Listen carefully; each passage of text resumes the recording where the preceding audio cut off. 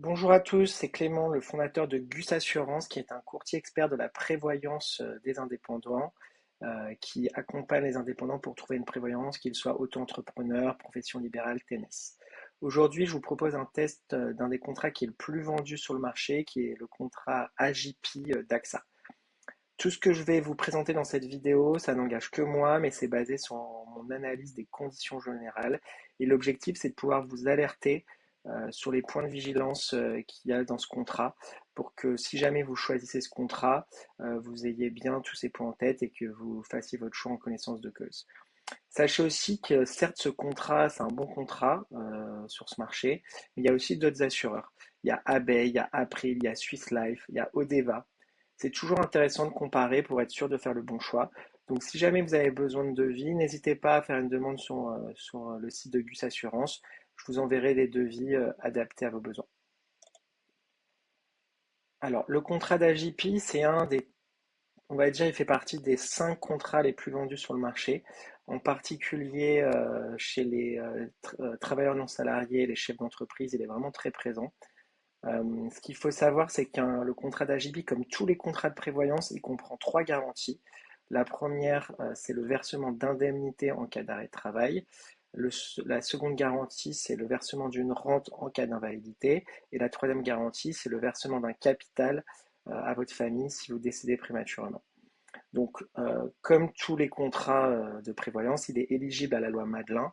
Ça veut dire que vous pouvez passer les cotisations de la prévoyance en charge et donc le contrat vous coûte moins cher. Donc, je disais, le contrat d'AJP, il est très répandu sur ce marché. C'est un des leaders. Un des problèmes, c'est le premier point sur lequel je voulais vous alerter, c'est qu'il est distribué de manière exclusive par le réseau des agents AXA. Ce qu'il faut savoir, c'est qu'un courtier comme moi, on a le choix, on peut choisir entre plusieurs assureurs, on peut sélectionner les meilleurs assureurs. Mais on ne peut pas travailler avec AXA parce que AXA, les produits d'AXA sont distribués exclusivement par les agents AXA et ne travaillent pas avec des courtiers. A contrario, un agent AXA, il peut distribuer que les contrats d'AJP. Donc ce qui se passe, c'est que si jamais il y a une clause dans le contrat d'AXA qui ne vous convient pas, par exemple pour la prise en charge de la grossesse, eh ben, en fait, l'agent AXA, il n'a pas d'autre possibilité, il n'a qu'un seul choix. Donc, en fait, il est obligé de distribuer ce contrat. Alors que moi, bah voilà, par exemple, Swiss Life couvre pas bien la grossesse pathologique, j'ai la possibilité de vous proposer d'autres contrats.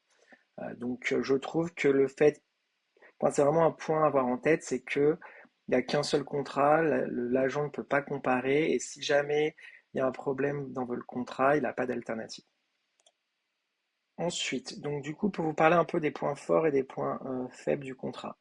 Donc, dans les points forts, il y a vraiment le fait que bah, généralement les agents AXA, ils savent de quoi ils parlent, le niveau de conseil est bon, ce qui n'est pas le cas forcément de tous les acteurs présents sur ce marché. Donc ça, c'est quand même un point fort, c'est important d'avoir un conseiller qui comprend vraiment ce qu'il dit. Un autre gros point fort du contrat, c'est la couverture des maladies de dos. Il y a souvent des restrictions dans les contrats de prévoyance.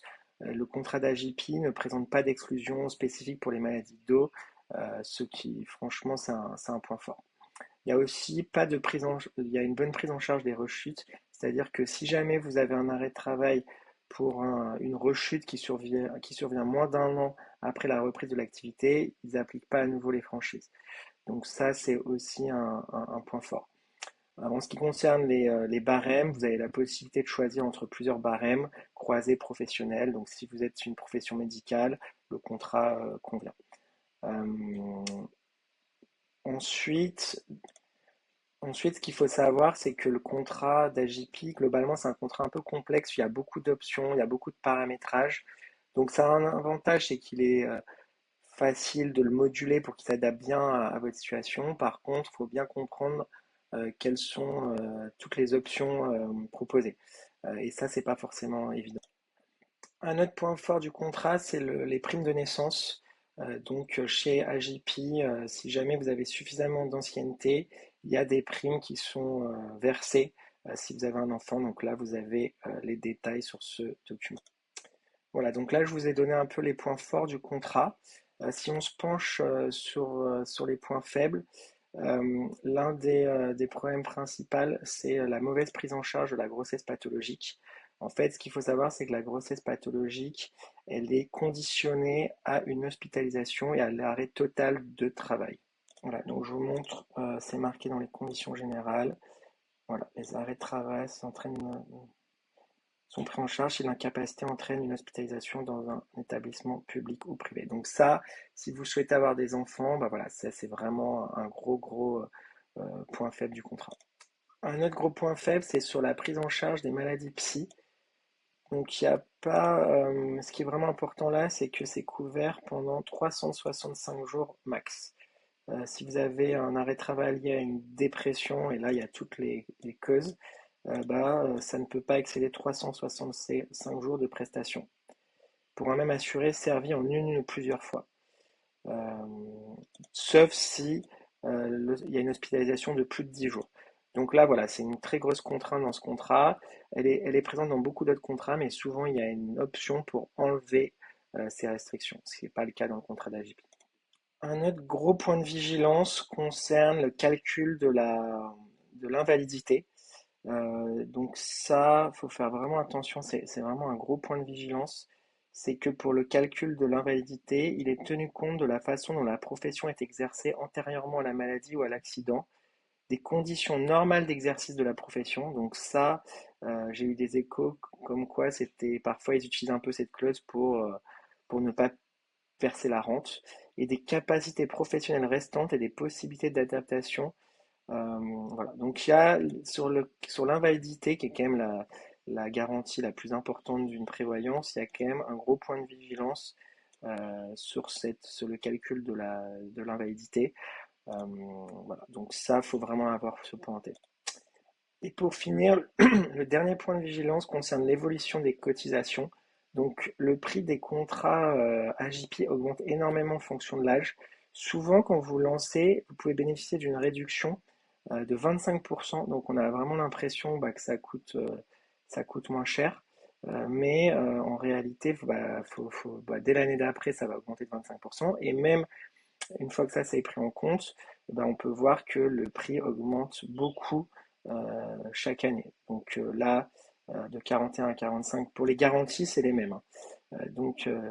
C'est 3500 par an, après 4100, 51, 5100, 5200, 5300, 5400, voilà, ça augmente énormément. Et ce qu'il faut savoir, c'est que la prévoyance, c'est pas facile de changer. À partir du moment où vous avez un antécédent de santé, en fait, vous pouvez plus changer de prévoyance parce que le nouvel assureur va vous mettre une exclusion. Donc vous êtes un peu coincé. Faut prendre en compte ça, sachant qu'il y a d'autres assureurs qui font des prix en âge à l'adhésion, où vous payez un peu plus au début, mais le prix n'augmente pas en fonction de l'âge. Donc il faut faire vraiment attention à l'évolution des cotisations du contrat HIPI. Voilà, j'ai terminé ce test. L'objectif, c'était de vous parler des principaux points de vigilance. N'hésitez pas à faire des demandes de devis sur mon site. Je vous enverrai les meilleurs devis du marché, les meilleurs assureurs. Il faut savoir que chaque contrat a un peu ses points forts, ses points faibles. Ce qui est important, c'est d'avoir les points de vigilance en tête pour, si on choisit un contrat, on sait que sur ce point, il est un peu moins bien. C'est souvent ça que je remarque, c'est que les gens ne sont pas au courant. Il n'y a pas de contrat parfait, ce qu'il faut, c'est que vous soyez au courant. Voilà, je vous souhaite une bonne journée et n'hésitez pas à me contacter.